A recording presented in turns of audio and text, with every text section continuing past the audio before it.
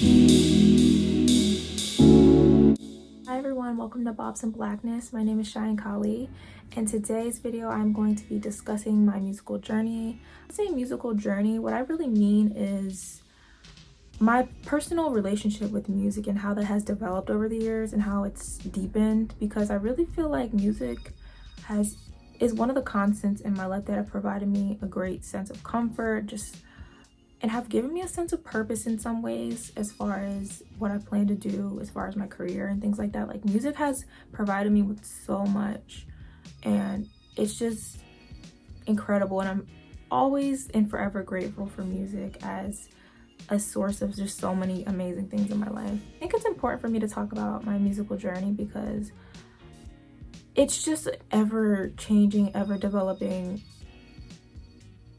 aspect of my life that I really appreciate. So that's the purpose of this video, just to kind of talk about the artists that I love, to give everyone love, because I do have moments with artists where they're probably the main person I'm talking about all the time, but there is a plethora of artists that I don't talk about as much. So that's really, it's just like there's multiple purposes for this video. So I'm just really happy and excited because there's not a lot of opportunities for me to talk about all the artists that I love in one sitting. So yeah, let's just get into it.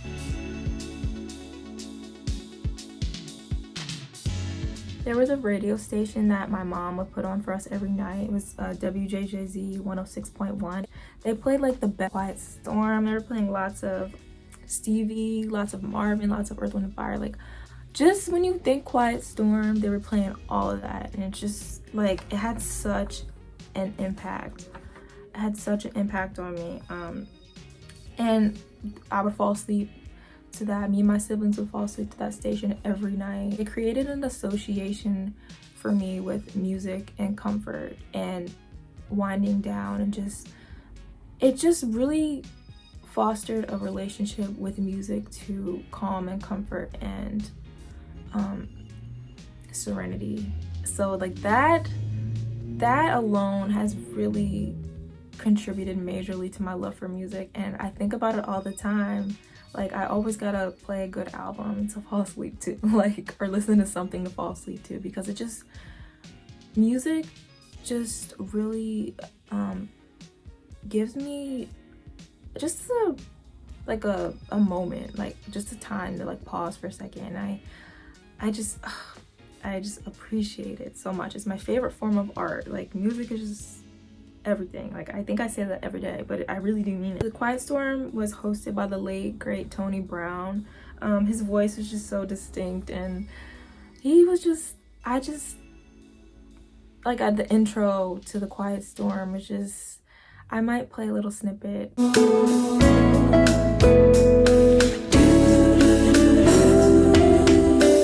It's on tonight. Get in the mood. Turn down the lights. Relax and let your troubles go. Just lay it all on the radio. The Quiet Storm. Let love disperse. The best slow jams in the universe. The music for a late night rendezvous to accompany me as I accompany you. It's love and music therapy that helps us deal with reality. And when the day is finally done, at moonrise we become as one. It was just amazing. And the outro featured Vellas by Quincy Jones, and when I hear that song, it just brings back so much nostalgia for me. Falling asleep to the station every night was just really shaped my taste in music and just allowed me to be introduced to so many amazing artists. It was just amazing, and I'm just so grateful to my parents for playing that station for us every night. It did something. I can't stress enough how much hearing all this amazing music around me has influenced my taste in music. Like I mentioned, Earth, Wind & Fire, Marvin Gaye, specifically the What's Going On album, and for Earth, Wind & Fire, it was That's the Way of the World. Like, that album was just, it's so nostalgic, and when I hear it now, it just takes me back to childhood. Like no other album can do that for me the way that album does it for me. But there are countless names of artists that I heard around me growing up that are just so influential in my taste in music. But it's Earth, Wind and Fire. Earth, Wind and Fire is probably the number one, like for sure, without even thinking about it. Like Maurice White is just like, he was just incredible. And there's so much philosophical and spiritual messages in so many of Earth, Wind and Fire's songs and albums that I have a better understanding now that I'm older, that I wouldn't have been able to understand now. But I feel like you can, when there's spiritual intention put into music, I feel like you feel that no matter what, even if you don't fully understand. So endless flowers and love to Earth, Wind and Fire.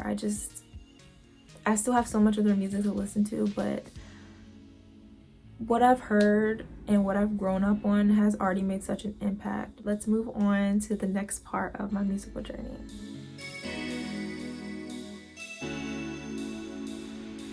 So this is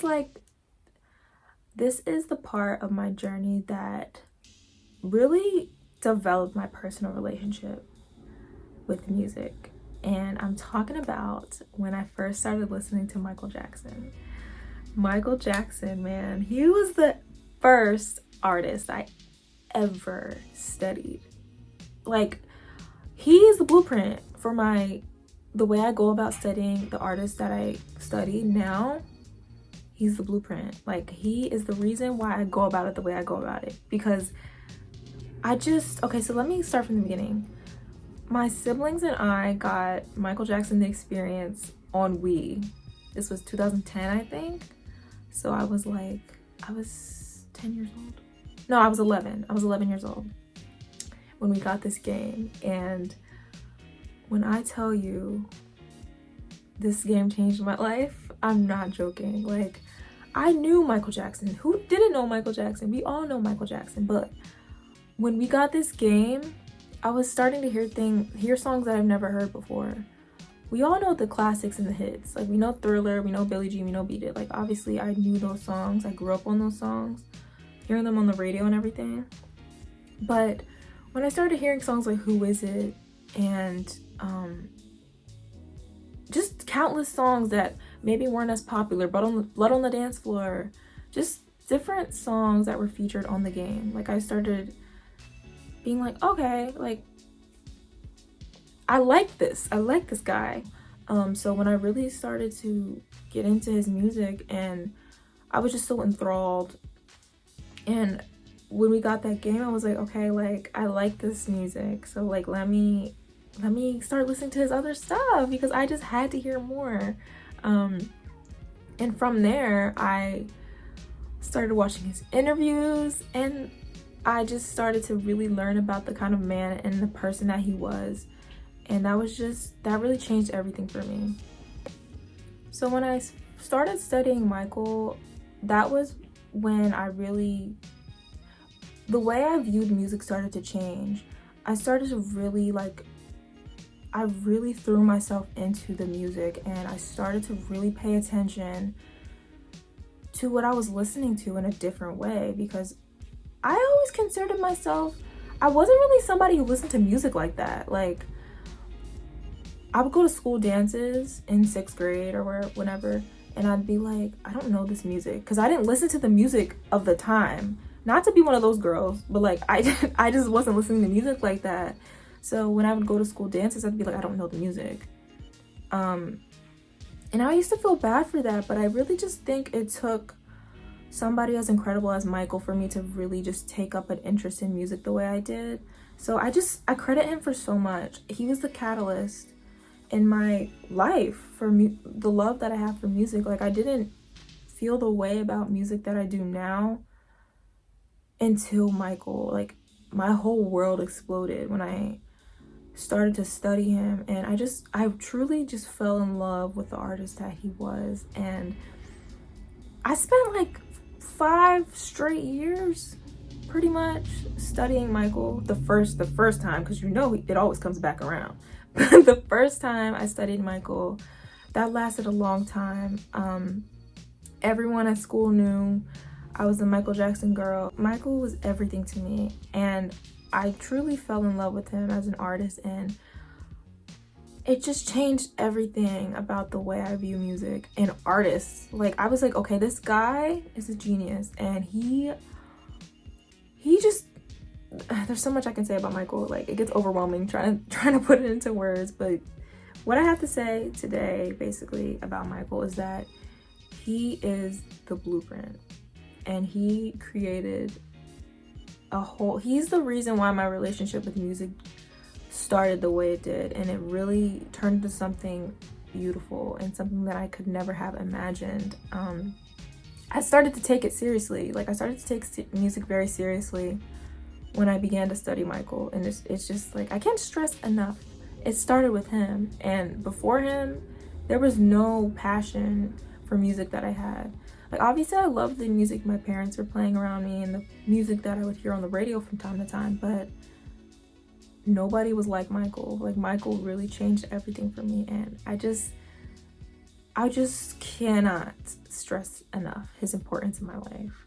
I spent years watching interviews, behind the scenes footage, you know, the home videos, like all that stuff, you know. There's so much media and there's just so much out there on Michael. As a new fan, there's just so much available. I had a field day, and for those of y'all who have gone down that road with Michael Jackson, like, you know, there's a wealth of media, there's a wealth of music, it's just good. I had a ball. I was having a good time. But I continued on through the Jacksons, so I started to really expand my knowledge on Randy and Jermaine. Randy has one album, but it's a bomb album, and it's so good. But I love Jermaine Jackson. Like, I do. Like, he has some really great music. His 80s catalog is fantastic. Like, I love Jermaine, okay? Don't come around here talking bad about Jermaine, because I'm a Jermaine fan, okay? But yeah, like, I developed such an appreciation for him as an artist, and all because of Michael. Like, it all goes back to Michael. But yeah, I spent a good chunk of time studying the Jacksons, and after Michael, so like, if we're putting numbers on it, Michael was first, and then Jermaine was second. And I did kind of the same thing that I did with Michael. Like, I watched his interviews, I read his autobiography, I read Michael's autobiography too. Yeah, I just continued studying. It felt like all one big Jackson's moment for me. So I spent years just paying attention to them. I went through Jermaine's entire discography. Like, I listened to all his albums at least once. He's super underappreciated. Like, I love Jermaine. It's just one big timeline. So after Jermaine, I found out I knew Babyface's name, but I heard Babyface's voice consciously the first time on one of Jermaine's songs called Treat You Right on his album, You Said, from 1991. And I was like, I like Babyface. Like, I like his voice. Like, okay, this is what Babyface sounds like. I'm sure I heard his other songs along the way, but like, you know, when you know an artist's songs, but like, you're not fully conscious of like who they are. It was one of those situations. So it wasn't until I listened to Jermaine's album You Said, and I heard Babyface's feature on that song, that I was like, oh, okay. Like, and like, I would hear that song so much because I was spending so much time studying Jermaine's discography that I would hear the same songs like repeatedly. And I finally said, okay, like, let me get into Babyface. Like, I keep hearing his voice on this as a feature on this one song, but I know he's a full-blown artist and producer, so let me get into Babyface. So I got into Babyface, and I did the same thing. I watched his interviews. I just studied his discography. Like, I started collecting his CDs. Really, like, Michael's what started my CD collection, because at the time, I didn't have any streaming platforms. I didn't have a job, like, so I couldn't pay monthly on these things. So I would get CDs, And then of course I'd get iTunes cards every so often, but I would get CDs and I would rip the files onto iTunes so I could have the music on my phone. So I was collecting his CDs, adding his CDs to my collection so I could listen to them, his albums on my phone. And yeah, I just kept going down the line. Babyface is a really good artist to get into because he's produced so many other artists, so that kind of just leads you into getting into more artists. So through Babyface, I was introduced to Johnny Gill and Bobby Brown because of course Babyface worked on their albums. So through my study of Johnny Gill and Bobby Brown, I eventually got into New Edition, which was a moment. Like listening to New Edition and getting into their discography and learning all about them was such a moment in my musical journey. Like that was 2015, so like I think that was 2015, might have been 2014, but Babyface and New Edition were kind of at the same time. I saw them the year I started studying them. Like I was so lucky to be able to see them the same year I got into their music. Like I saw them at the Holiday Jam, WDAS Holiday Jam in 2015, and I had the most amazing time. It was so strange to like have been watching them on YouTube all that time and to just see them in person all of a sudden was crazy. But yes, New Edition. I love New Edition so much. Like they're just the super group. They're unmatched. Like the talent amongst that group is immaculate, and they are still out here doing it. I saw them in 2022. It was so incredible to see all 6 of them together. It was just a beautiful thing, and they're still out here on tour killing it right now. So I'm just so proud of them because I learned about their story, and they've all been through so much individually and collectively. So it's just amazing that they're all still here, just killing it and doing amazing things. So yeah, New Edition, very amazing and memorable part of my musical journey. So I'm trying to like get the timing right of everything. It's kind of hard to remember what happened when, but I believe that after New Edition, I began to get into Maxwell. I think Maxwell was next. I started listening to Maxwell in like 2016. I kind of have like 1 to 2 artists every year. So I started listening to Maxwell. I have my last video was about Maxwell, Eric Benet, and D'Angelo. So go check that out if you haven't seen it yet. So yeah, I don't want to talk about how I got into Maxwell all over again because I talked about that in my last video. But Maxwell, amazing, love him very much. Next was Jodeci. So after New Edition, I kind of had my run with them and I learned all about them and I got into all their music, listened to all their albums. And then I was kind of like, I want another group. Like I like this whole group thing because like I studied the Jacksons, of course, and then from there I was getting into New Edition, so that was my second group, and then the third group was Jodeci. I had such a time studying Jodeci.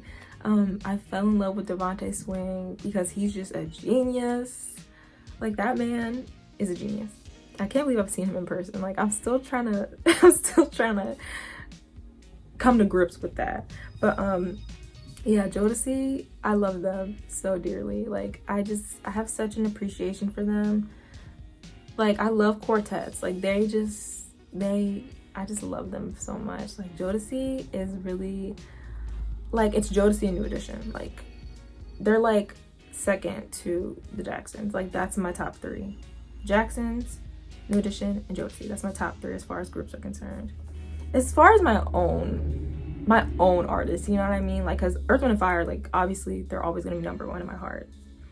And then I got into Genuine because Devontae produced Genuine, or was, you know, he was a part of that whole crew, the Basement crew. So it's kind of like, the amazing thing about my music journey is that all of these artists are kind of connected. Like it's kind of like the dots connect as I continue to go on through my music journey. Like they all kind of just connect. It's a beautiful and amazing thing. Like I kind of feel like the artists that I study kind of always put me on to the artists that I'll listen to next. It's just the coolest thing. And then after Genuine in 2018, I got into Eric Benet in 2019. And like I said with Maxwell, I talked about him in my last video, so make sure you guys check that video out. I love him so very dearly. And then D'Angelo was 2020. Again, check out my last video if you haven't seen it yet. I'm super proud of that video, so make sure you guys go watch it if you haven't yet. And then Lenny Kravitz. I don't think I've talked about Lenny on my channel yet.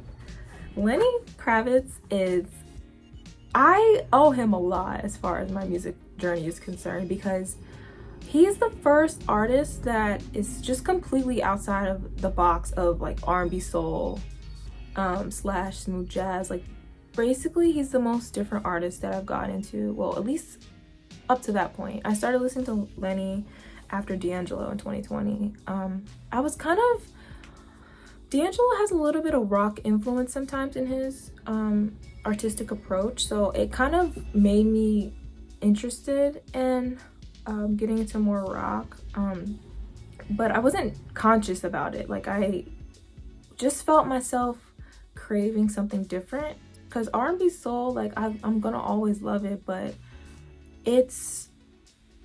I'm just so used to it. It's R&B soul, like it's at the core of my love for music. Like I grew up on that, and so many of the artists that I've chosen to listen to are R&B soul artists, so that's just, it just is what it is. So it's nothing different. So when I started listening to Lenny, I was like, wow, like this is really, like, I like this. The thing about Lenny is that he takes a very soulful approach to the rock. He has so many different musical influences, and it can all be heard all throughout his music. He's so stylistically diverse, and just, I really do appreciate him as an artist. Okay, so I made a mistake. So D'Angelo and Lenny were 2021. See, like, the thing about this is that, like, the lines in the years kind of start to blur. So 2021 was Lenny. So I just did a little write-up of the importance of Lenny to my musical journey as a whole, and how pivotal my incorporation of his music was in my ear and my taste. So I'm just gonna read that. The artist that played the starring role as the catalyst of the shift in my musical journey was Lenny Kravitz in 2021. Going through his discography album by album was an enjoyable experience. Lenny's music was the furthest I had ever strayed from my very rich but homogenized R&B soul and smooth jazz background. Lenny's sound is very rock oriented, although there is an element of soulfulness in both his vocal delivery and stylistic choices. To talk about the soulfulness and his vocal delivery, that is a through line of all the artists that I love. They have a soulfulness in their voice. There's a tenderness in the way they deliver their vocals. And there's an emotional sensitivity and emotional vulnerability in the way that they approach their music. And I cannot talk about that enough. Like, that is what draws me to all these amazing artists. It doesn't matter necessarily their differences, because that's what connects all of them to me. I think there's something to be said about the element of soulfulness in every artist I study. Even though some of the newest additions to my list of favorites are more rock-oriented artists, they have been influenced by R&B soul artists, many of which played a huge role in my musical upbringing. It's the most fantastic thing. So like I was talking about earlier, like Earth, Wind & Fire, like there are so many artists that have credited Earth, Wind & Fire as an influence. Richard Marx talks about how much he loves Earth, Wind & Fire. D'Angelo, Lenny Kravitz, the Jacksons, like, and I can hear so much of the influence all those beautiful artists. Earth, Wind & Fire, it just all goes back. Everything just goes back and connects to my musical roots. Like, it's just all one big loop, and it's mind-blowing. Like I mentioned earlier, my introduction to Lenny Kravitz got me acquainted with rock music in a way that I'd never been. I was and still am most familiar with R&B soul sounds. It's my foundation. I could never stray completely from that. Studying Lenny's artistry and discography really caused me to be a lot more open to genres outside of R&B soul and smooth jazz. What I really appreciate about Lenny is his soulful approach to rock and roll. So it was kind of like listening to Lenny was a good first introduction into rock and roll, because it's always been something like kind of over here to me. Like I just never thought that rock could appeal to me the way it has, and I admit that that's kind of closed-minded of me, but I think it's taken me a little bit of growth in stepping outside the box and to just discover so many beautiful artists. I'm just grateful to Lenny for me being more open to different genres now.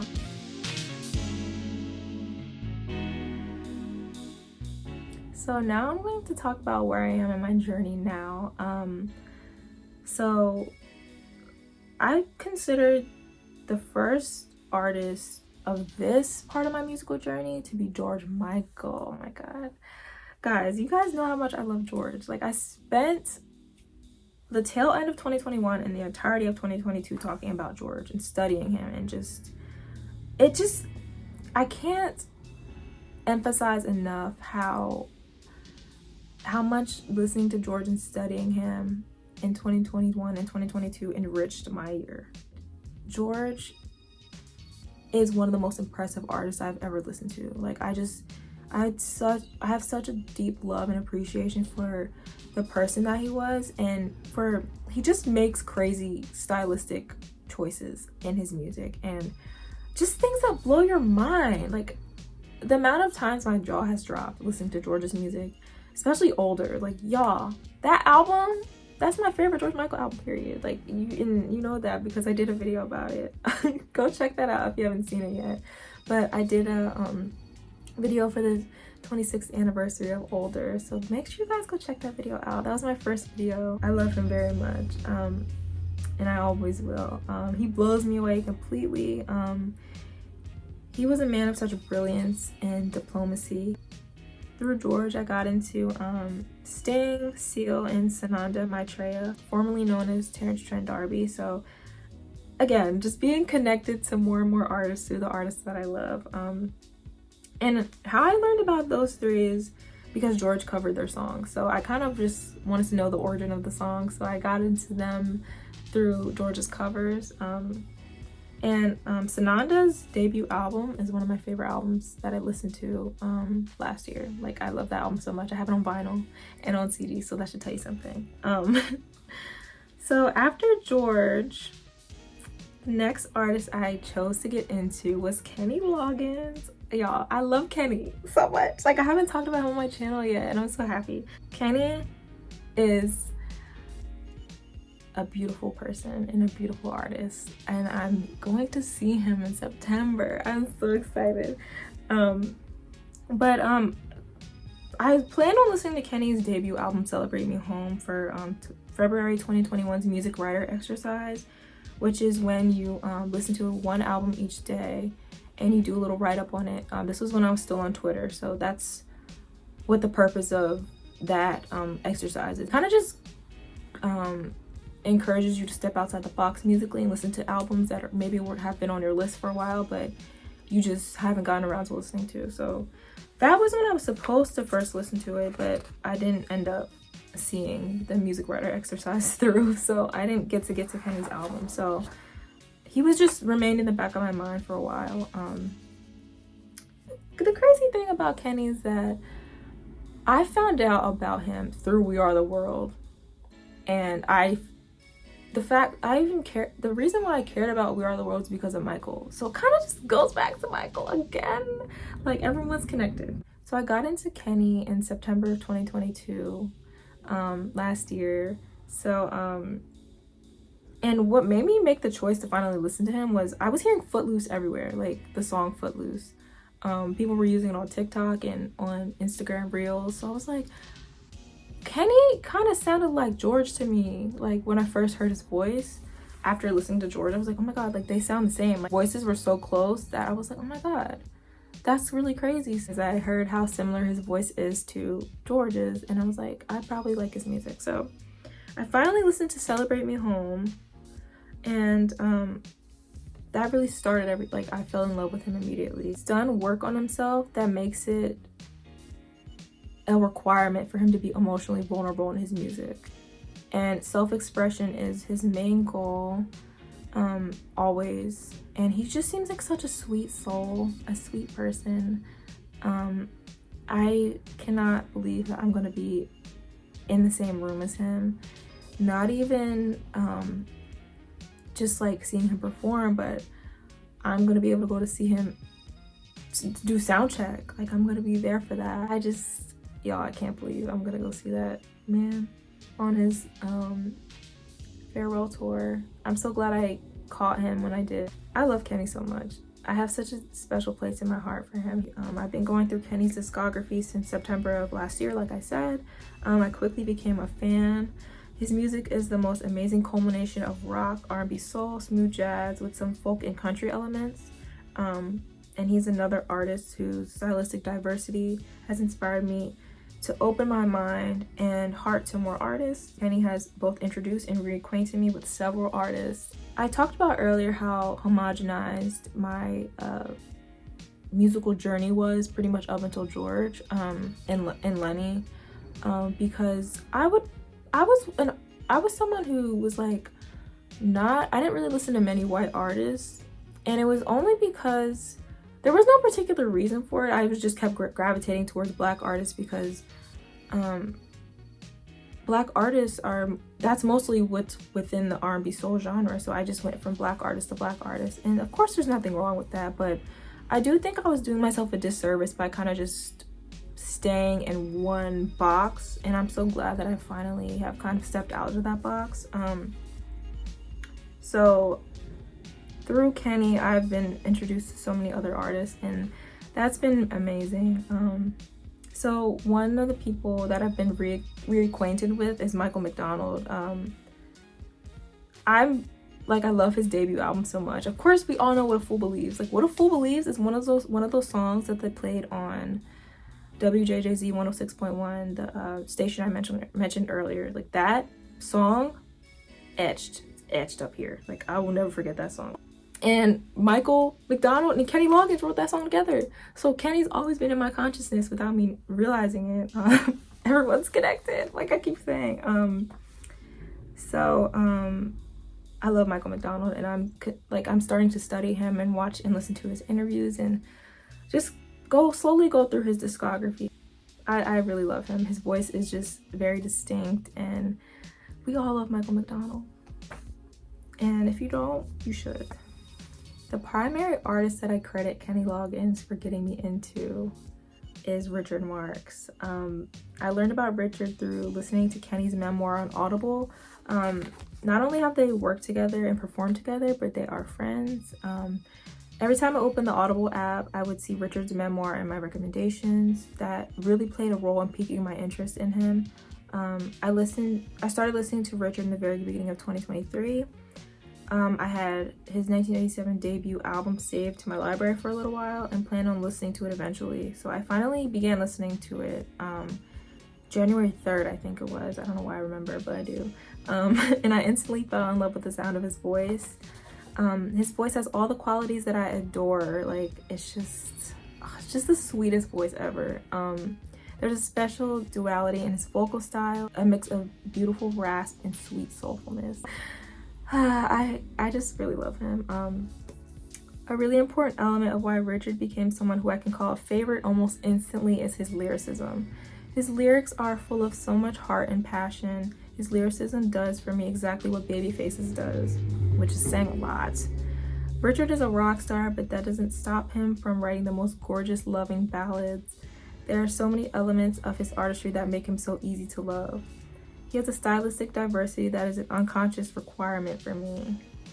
I love Richard Marx. I do, I really do.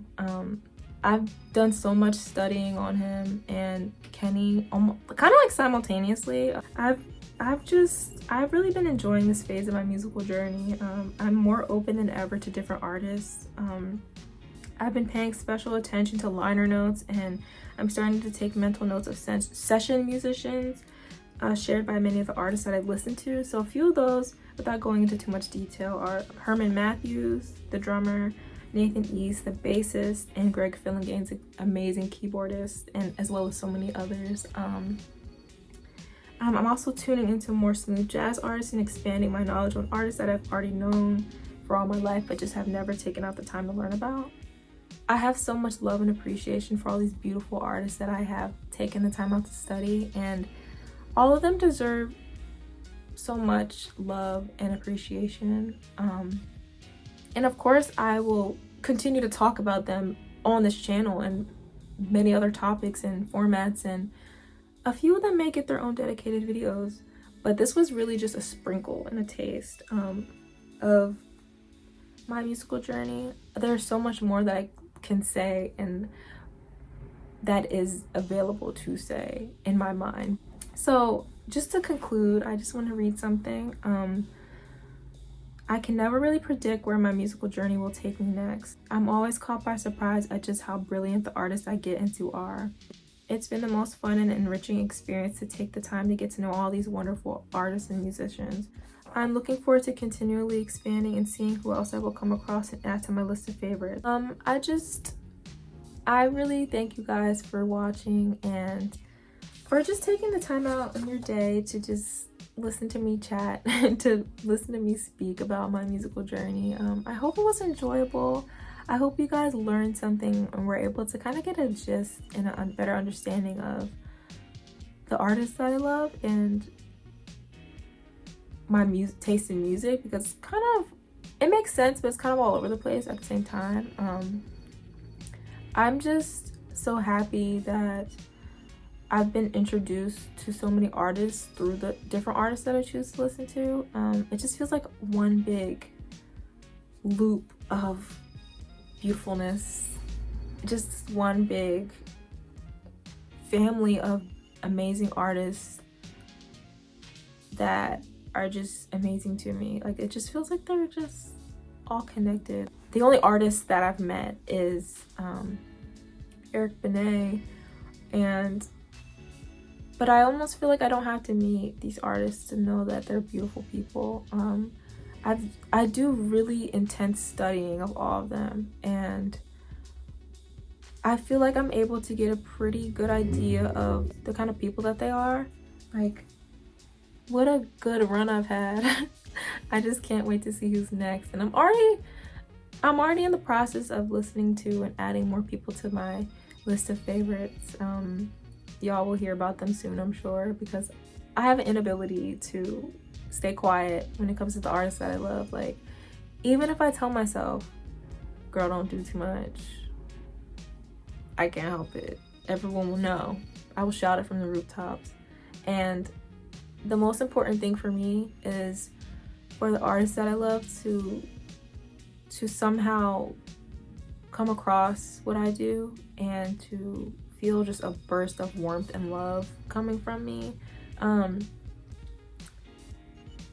I want that. I think they deserve their flowers. I mean, I was born in the late 90s, so I didn't see the prime of many of these artists, so sometimes I feel like my perspective is a little skewed, but you know, I just feel like it's my duty to really just showcase my love for these artists, and I just want them to feel that love and to know that they're appreciated, especially in the current industry where it's like so fast-paced. It's just continually changing. So as someone who's in the current generation, I'll be 24 this year, so I'm pretty young talking about all these artists who are before my time, and especially those of them that are still here, I just really want them to know that they are appreciated by the younger generation. And luckily, Richard Marx has seen all of my Instagram posts of his songs, and he even commented on one of them.